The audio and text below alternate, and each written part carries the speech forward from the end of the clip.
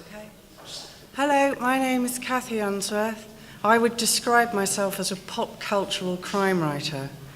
When I build a world up from the page, it's from an oral and visual collage of music, film, fashion, newsprint, and architecture, to recreate whichever era in which my story is set. The crimes that take place within these worlds are a reflection of the mores and morality of the society I'm examining, with all its attendant hypocrisies.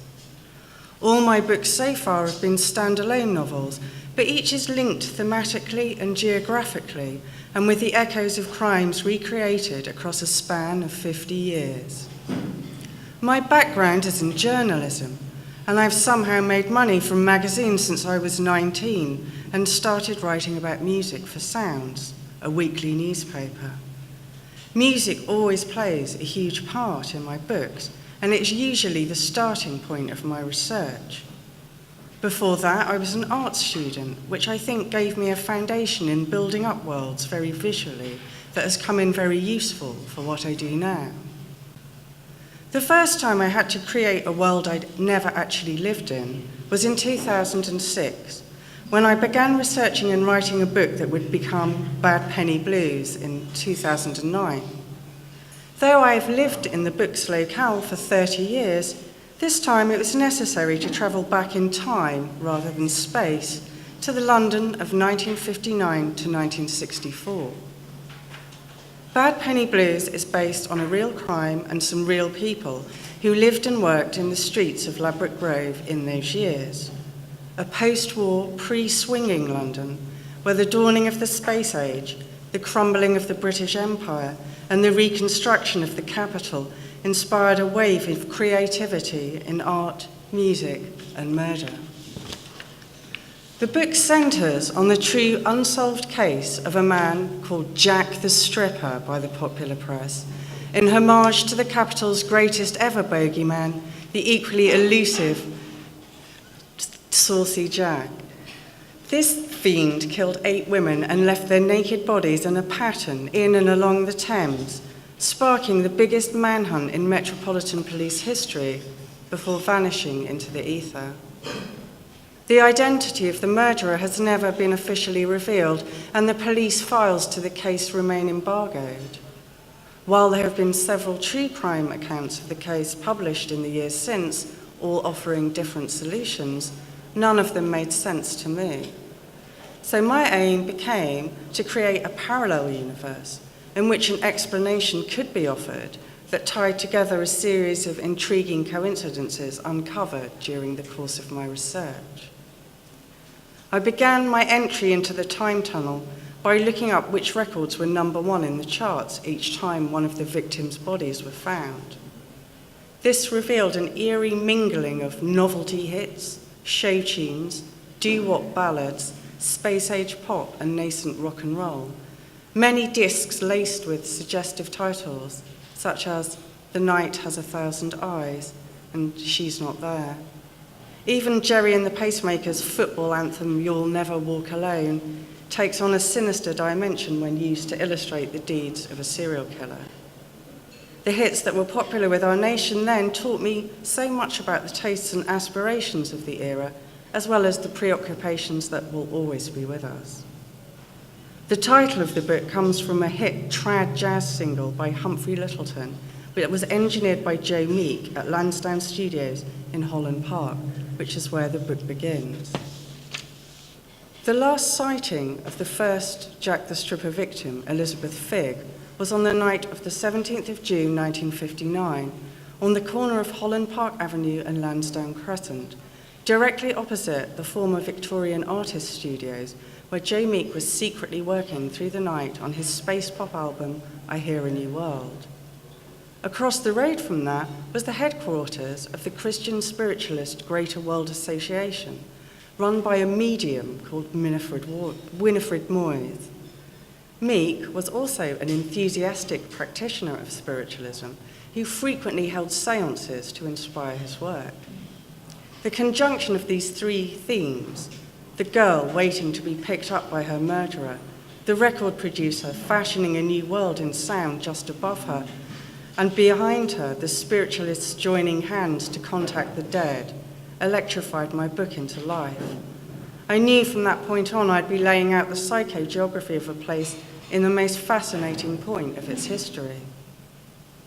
At the time of Elizabeth Figg's murder, Ladbroke Grove was the biggest red light district in London. Before the Street Offences Act made it a crime a month later, you would have found a girl like her under every tree the length of Holland Park Avenue up through Hyde Park to Marble Arch. It was a shady, shifting world, humming with radical politics and an uneasy racial mix, where writers and artists could find cheap rents, upper-class girls rubbed up against the rude boys, and gangsters and lords carved up the spoils. And this was the milieu from which Jack the Stripper abducted his victims. Ken Russell's 1962 film Pop Goes the Easel offers a tantalizing glimpse of this world, following 4 recent Royal College of Art graduates and pioneers of pop art through their bedsit studios to the basement jazz clubs of the Grove. The most luminous figure amongst them, although perhaps the least well remembered, is Pauline Beatty. A vivacious Bardot lookalike, Beatty's works took a mischievous dig at the way women are represented in popular culture, exemplified by her appropriation of the James Brown song title, It's a Man's World. There's a major role in my book played by a girl called Jenny Minton, who is inspired by Pauline Beatty, and also by a character called Jenny Linden in Edmund T. Greville's 1959 juvenile delinquent movie Beat Girl. Although a light-hearted look at beatniks art students, the title character's architect father, busy constructing a concrete city of the future while living in luxury in Kensington, closely reflected what the city planners of the day were up to. What the Luftwaffe hadn't managed to flatten between 1941 and 45, the brutalists were now trying to finish off, envisaging the Victorian cities swept away into something resembling a moon commune built entirely from concrete. In Ladbroke Grove, it was the slum housing occupied by immigrants that was first on the list for demolition. The area around Southam Street, immortalised by photographer Roger Maynard's portraits of the newly arrived West Indians, was flattened to make way for 2 of the most iconic and controversial constructions of the era. Trellick Tower, designed by Hungarian architect Ernesto Goldfinger, earned him the honour of being turned into a James Bond villain by Ian Fleming.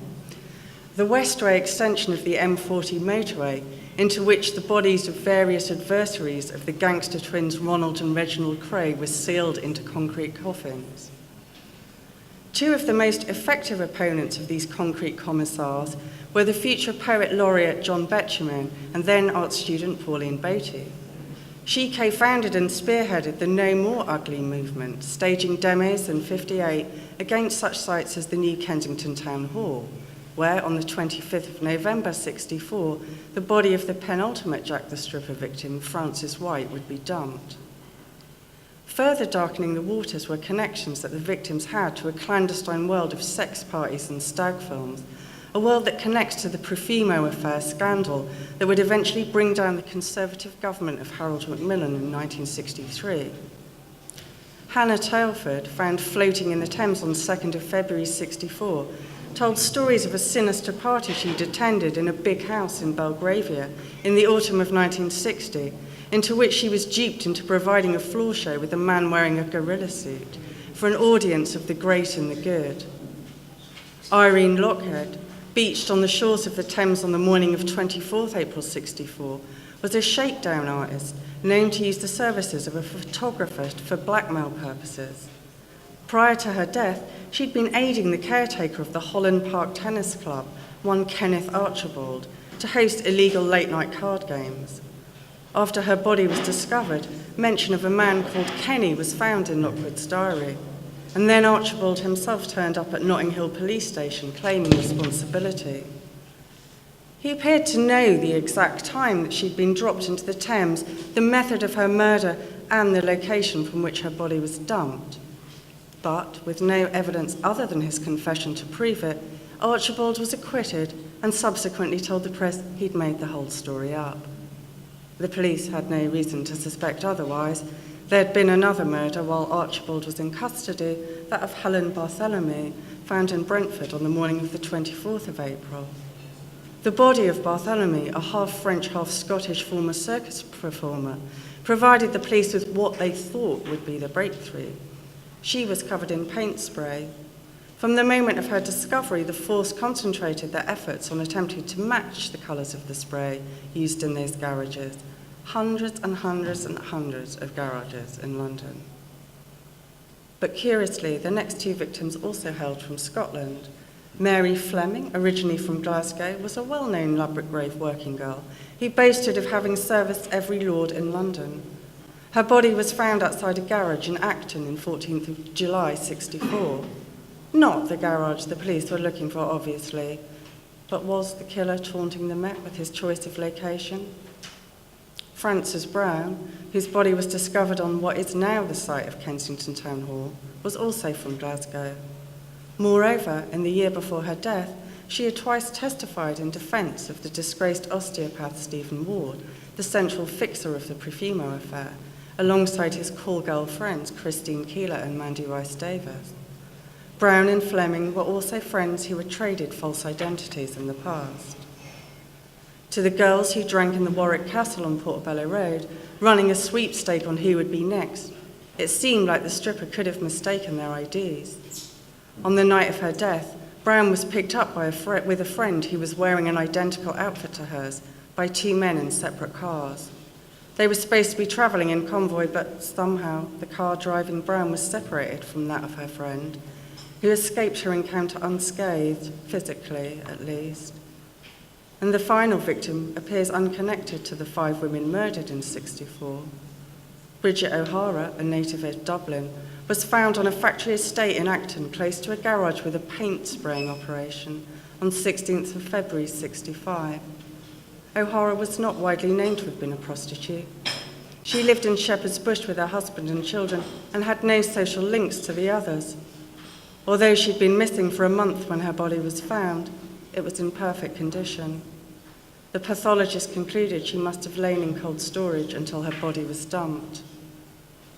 There were conflicting accounts of where O'Hara was last seen on the night she disappeared, but one witness put her on Holland Park Avenue, near the tube station for where Elizabeth Figg had taken her last ride 5.5 years previously.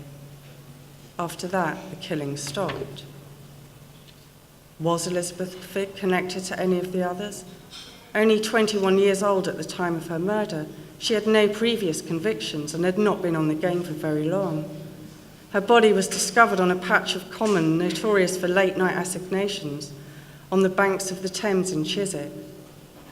It would be another 4 years and 5 months until the badly decomposed body of the second victim attributed to the stripper was found. Gwyneth Rees from Barry, South Wales, had been in the ground for months. She was naked but for a pair of stockings around her ankles, and the pathologist could only conclude strangulation was the most likely cause of death. Like Figg, Rees was a short woman with dark hair. Unlike Figg, her career as a working girl had been long and notorious. Congenitally unable to develop any street smarts, she had bounced around the East and West Ends in a disastrous attempt to make money. She had apparently made many enemies. But neither of these girls had any social connections to the 5 of 64 either.